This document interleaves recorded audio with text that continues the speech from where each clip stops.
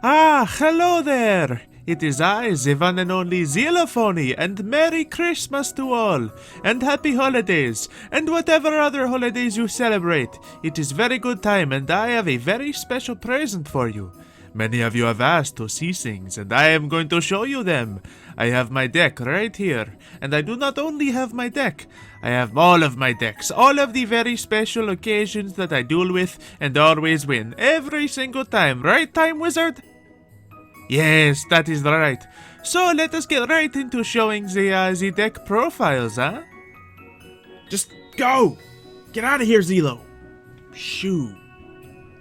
So, I've just kicked Zeelo out so we can talk about the 3 decks he uses in the Yu-Gi-Oh! GX Minecraft roleplay. Now, before we get into this, I would like to say thank you all for checking out this video, thank you for enjoying the Yu-Gi-Oh! Series, and of course, all of the other stuff in general. It's been a really good year, and I'm excited to see what next year has in store for us, so happy holidays to you all. I hope it's just as good for you as it is for me, and let's get started by going into these decks. So, we have ourselves here the Yubel Deck, or Zeelo Yubel, whatever you would like to call it. This deck is an amalgam of 4 different things that don't necessarily work together at all, but they seem pretty cool in the story. That's one important thing I would like to note, that these decks are not competitive. These are not your hardcore Yu-Gi-Oh! Player decks. If you want to see more competitive decks that are just meant to beat your opponent, make sure you go check out my other channel. That's where all that kind of stuff is on. You know, 2-time winner of Yu-Gi-Oh! Fight Club. Whatever that means, so you can check out some more competitive builds over there, but this is to get story, this is to get those crazy anime-style dual battle epic saga things. So that's what we're going to go into here. Now, this deck has a very, it pretty much has a core in the classic Zeelo deck, the Uriah, the Oreo deck. Doesn't really have any of the Red Eyes stuff in here. We're gonna go from current to first order. Yeah, that's what we're doing. So let's start with. You know what? It'll be easier to explain it the other way around. Let's go to the Xylo RP Oreo. There we go. The classic Zeelo deck, which I think is most of your favorite decks, if I can discern the comments well enough. So, this deck is all about bringing out the great and powerful Oreo, Lord of the Searing Flames, God of the Sacred Feasts, or Sacred Beasts and Uriah if you want to be picky about it, but we're going to call it Oreo for sake of today. Now, obviously, since it has this, it has a load of trap monsters. So it's got the Zing Zenhu, it's got the Metamorph Fortress, one of my favorites, a Statue of Anguish pattern, and of course the fan favorite Fairy Box, which has quickly become one of my favorites too.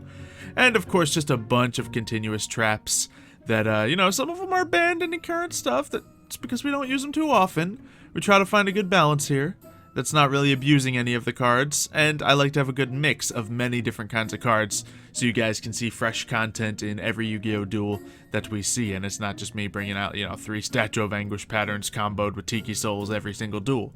Because if I did that, I would win quite a bit more, but we don't want to do that. In fact, I don't know why Mirror Force is in here. Usually it's Blazing Mirror Force, because this deck is also themed in fire. Uriah is Lord of the Searing Flames, so we got the Blazing Empachi, we got the Sacred Phoenix of Nephthys, we got different Dirac Velos, also a little bit of an Easter egg to the dinosaur decks I've ran.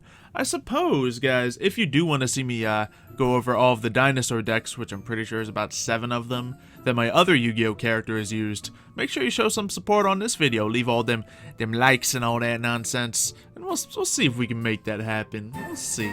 But yeah, lots of fire monsters. We have Rose, Warrior of Revenge. Mostly so I can bring out some of these synchro things. Most importantly, the Black Rose Dragon, which, if you've been watching the recent bits of Yu-Gi-Oh! GX, you can see why the Black Rose Dragon is one of the most important cards in the storyline. Because it's pretty insane. And then a bunch of other fun, just like fire-based things that we can summon sometimes. I really like using the Crimson Blader. It's a easy one to summon. Fun, not overpowered, stuff like that. And of course, because we got those Dirac Velos, we got some Evil Czar Lagia in here, and just a few other things. Oh yeah, Sky Palace, just because I do have 2 level 10s I can bring out here, so, you know, why not? I got the Metal Reflect Slimes, and the Uriah, so why not? And of course, Crazy Box! Crazy Box, I'm gonna hop out of character here for a second. This is a terrible card. It's not good. It's a horrible card. It's not... It's so much fun, though. It's just so much fun. So I use Crazy Box often when I need to nerf myself, and when it just feels right. And it feels right quite often, as you've probably noticed. Only a few spell cards here in this deck. We got the field card, and we only run one of them, because, you know, why not? Got some other fire-based stuff, and then some just generic things. Graceful Charity and Pot of Greed are just good and kind of give more options of what you can do in the duel, which kind of helps in the roleplay. Even if it's the most, you know, viable or best to win option, it really opens it up to see what can create the best story in the duel. It's complicated. I'm sorry. I'm sorry that I don't always make the best moves. I'm sorry that I don't always win. But my priority is making the duel the most entertaining. So that's what we do, and I think it works out pretty well. We of course got the hands in here because I like these fire hands, and Time Wizard. Time Wizard is... Well, he's quite fantastic, so that's why he's in here. And he's pretty great, especially when he calls people stupid. Anyway, we'll just scroll on through here because everything else isn't really super important. You know, Circle of Fire Kings is like a fire-type monster reborn. That's one of the things we like doing in the roleplay. When there's a card that's like super specific to the theme of your deck, and it does something like a card you would already use, why not use it? So I have Circle of the Fire Kings. I don't run a Monster Reborn in here, just because I feel like it fits the theme better. It's not as good, obviously, but it fits the theme a whole lot better. And then all kinds of continuous traps just to power up Uriah, Lord of the Searing Flames. I meant Oreo, I'm sorry. So that's what we got for this deck. Moving on to Season 2, Zeelo started using his Red Eyes deck. And as you might see, sometimes I have a lot of different variations of these decks, because sometimes when I'm going up against an opponent with a weaker deck, I like to play with a weaker version. Sometimes, like if a couple times when we do a double duel, sometimes I beef it up a little bit just so it's not, you know, too reliant on me getting all the cards I need, because in double duels, you know, you only get to draw every other turn. So this is what we have for the Red Eyes deck. We have 2 Red Eyes Black Dragons, just because, look, when you're working with a deck for Zeelo, it's very important to just pick cards that sound funny when he says them. So, for example, the Blazing Impachi. That's fun to say. That's no fun. Rose, Warrior, that's just difficult. Oh, UFO Turtle's in there definitely because he's fun to say. The UFO Turtle. That's one. And the Foxfire. So, that's a big part of deciding what cards go into a Zeelo deck. But we got some other cards here. We got all Red Eyes nonsense. And I use Red Eyes for 2 reasons. One, because, you know, Red Eyes is kind of cool. It's a really iconic card in Yu-Gi-Oh! And, you know, I kind of wanted to, you know, do a little throwback to Tiger's Red Eyes deck, so it seemed like a fun idea. And it just seems like it fits Zeelo's personality a little bit. Oh, powerful cards I can just throw out there? Sure, let's try that. Who knows if he'll be sticking with that? We'll find out next season. But we have ourselves the Red Eyes Black Flare Dragon, really just a mix of things. A Red Eyes Darkness Metal Dragon. There's a couple other Red Eyes cards that I have just like sitting down here that I decided like don't necessarily fit in the deck and I shouldn't really have in there. Oh yeah, and there's a lot of cards that I could put in this deck, but I just have not found good reason for Zeelo to have all of them yet.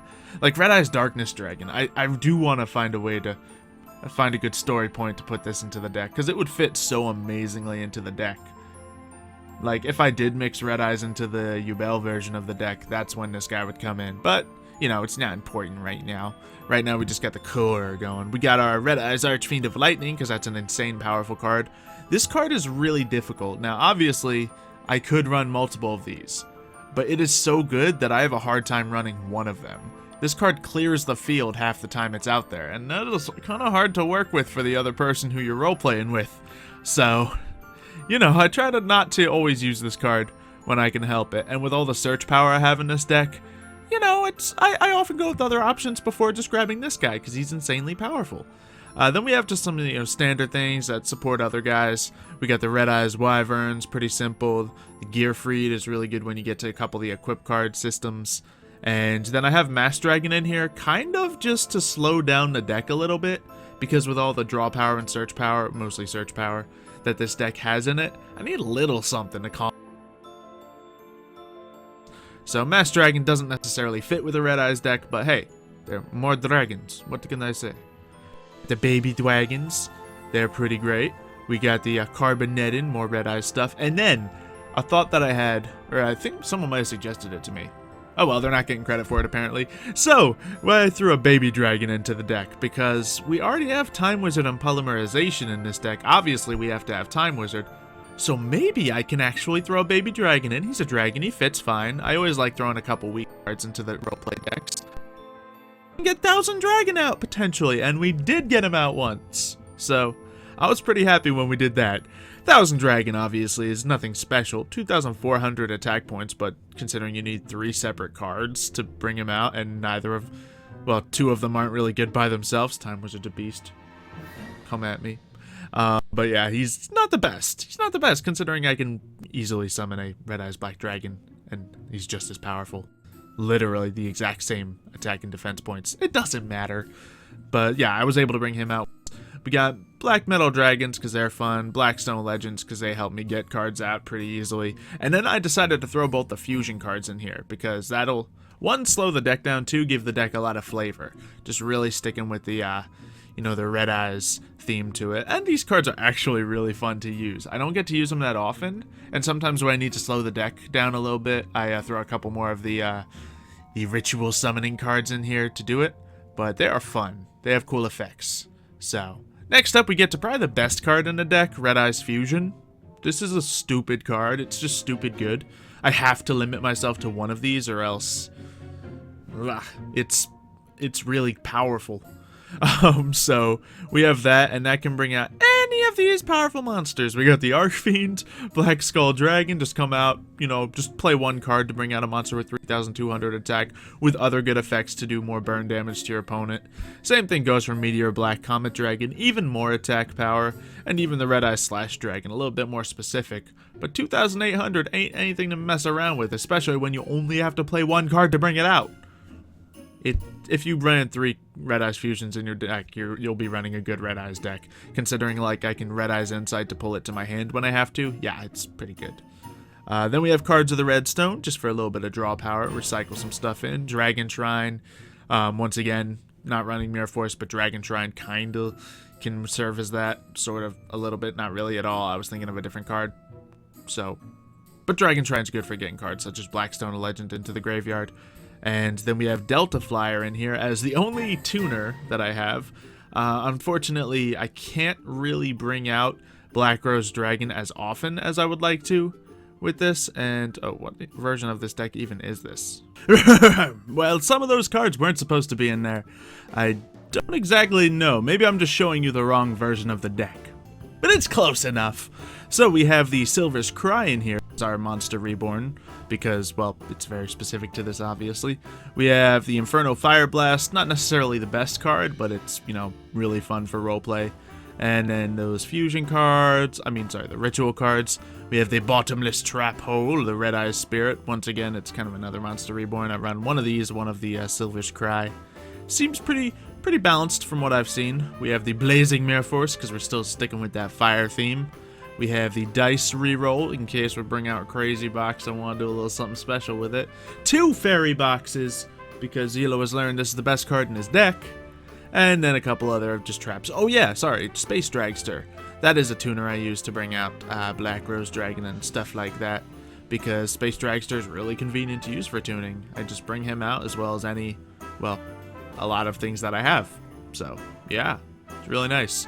But the thing is, when I use Delta Flyer, I can just put it with a level 4 and get Black Rose Dragon out here. When I use Space Dragster, I can only specifically do it with, like, this card. So, I don't know. But it's really easy for me to bring out any Red Eyes and then bring out Crimson Blader. So, that's pretty fun. So that's the Zeelo Red Eyes deck. Obviously, it's a tedious dance of not being overpowered, but still being really fun to play with. And he gets to say Red Eyes Black Dragon quite a bit. And one day maybe I'll throw in all the... Okay, this deck's too strong as it is. Maybe I shouldn't throw in... Like, I could easily Dragon's Mirror and have a 5-headed dragon in here. But that's just dumb. That is just stupid powerful. So, we'll find a reason. We'll find a reason for Zeelo to get that card. Anyway, moving on to the final deck we're going to show you, which is the Roleplay Yubel Deck. Now, this is the deck that I'd probably say is the worst of the three, just because it's focused in so many different directions, because, one, it has to be able to... Finally, the third deck we're going to look at is the Zeelo Yubel Deck, or the Zeelo Bell, or the dark, spooky, evil. So, we have here Yubel, and Uriah, and some other dark, spooky cards that would be fun to throw in, and some other different trap monsters. It's a lot of chaos. It has 3 field cards in it. This is probably the worst of the 3 decks, just because it's trying to mash 4 archetypes together, but it's also really kind of fun to use when you get the right setup going. So let's actually start from the bottom up, because we got some of the classic, continuous traps, the tuner trap monsters that are run by Zeelo quite often. Then we have the new Cyber Shadow Gardener, which is a pretty evil, spooky trap monster. Nightmare Wheel stayed because, well, nightmares. We have ourselves Shadow Spell, because shadows. And then we kept Statue of Anguish pattern, because anguish. And we threw in First Monarch, because dark, spooky, evil. And it helps to summon some of the many high-level monsters in this deck. Now, with these tuners in, it does give me quite a few openings. I made sure to throw 2 Shapeshifters and 2 Space Dragsters in here, so I can actually bring out the Sacred Dragons that he's been collecting. Of course, we have the Black Rose Dragon, but on top of that, we have the Iron Chain, Lifestream, a bunch of stuff. So there's plenty of possibilities to bring those out. I kind of wish I could use this deck a little more often, but, it is what it is. So we have ourselves all those trap cards. On top of that, we have the final attack orders, which we'll get to a little bit later. We have the 3 field cards, which we'll get to a little bit later. Then we have some standard spell cards. Then it comes to the massive amount of draw power that's in this deck. So we can actually make this somehow work. There is like 7 cards of draw power in this deck. We have Dark World Dealings, which each player draws a card and discards one. Not necessarily always the best, but really handy when you're using Dark World monsters. We have Allure of Darkness, which I made sure to make these guys all super dark and spooky, except for Uriah, of course. So they can be, cast away to draw more cards. Really handy when you need to draw more cards. And then, of course, we have Drag Down to the Grave, really good for Dark World stuff, and 2 Terraformings. Now, the reason we have 2 Terraformings and only 1 of each card is because this deck is kind of specific into, I don't know which field card I'm going to need at the time, and if I don't have the full setup at the time, then say I don't have Uriah set up. And there's only, 16 traps in this deck? Not even all of them are continuous, so the best case scenario is I'm going to have, a 10,000 attack Uriah. Come on. So, we don't always need the Fallen Paradise, and we don't always need Gates of the Dark World, because we might not have a Dark World setup on the field. And Savage Coliseum is even more specific. The way Savage Coliseum works is pretty much all monsters on the field must attack, as long as they're in attack position. So, they have to attack whatever's on the field. This couples up very nicely with Final Attack Orders, which makes sure all monsters on the field are in attack mode. So this means anything that's on the field will have to attack. Now, the reason I have this in this deck, it seems very specific, and it is, because Yubel. Yubel doesn't have any attack points and can't just go attacking monsters, but when Yubel is attacked, all that damage that would be dealt to Yubel is reflected back at your opponent. So since this deck is really focusing on Yubel, I thought it was important to get a few of those cards in here. And on top of that, Yubel can then turn into the Terror Incarnate and the Ultimate Nightmare, going with the, anguish and nightmares and all kinds of other stuff that we have themed with this deck. Then we threw, the Scapegoat to help with summoning, Tour Guide from the Underworld to help with the dark theme, Phantom of Chaos because it has a lot of potential with, actually, maybe it doesn't have a lot of potential because this stuff all has 0. Hey, that's some potential, don't worry about it. And then we have a bunch of Dark World things. I figured Dark World would be good to couple up with Yubel, just because you can get dark monsters onto the field so easily. And Yubel has to sacrifice monsters constantly, but these guys you just discard and automatically summon them, or just summon them normally. So it is what it is. It's a pretty difficult deck to run, but pretty rewarding. And then of course we've already talked about Uriah and its strengths. Grapha is just pretty much the powerhouse of Dark Worlds, which can be summoned essentially just by attributing 1 card from the field and bringing him out from the graveyard. So a lot of potential for this, but a lot of room for failure. Yeah, no, it's fun, though. It's fun. We got all the sacred dragons. We got Uriah. We got Yubel. And then we got Dark World set up. So it's 4 things going into, you know, one big pile of nonsense. But it's a lot of fun.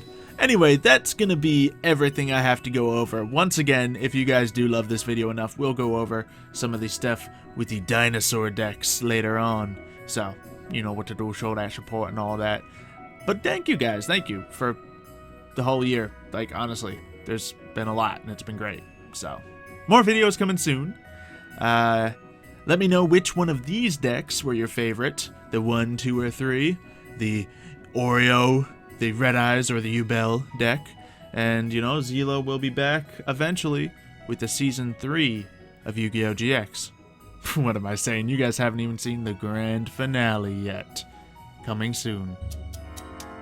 I'll see you next time.